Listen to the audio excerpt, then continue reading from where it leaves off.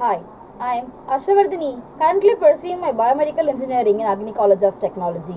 Most important thing is infrastructure, where I can assure you that we have all facilities like library, labs, canteen, hostel and transport. Mainly we required is faculties. The faculties in a college are highly skilled.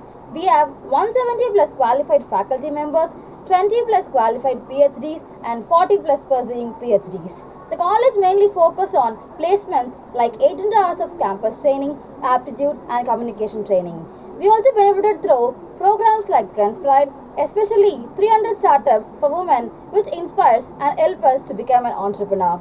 We do have entrepreneur development cell by 300 startup culture, incubation, societal innovation through MSME. And we also came through technical symposium which held in our college.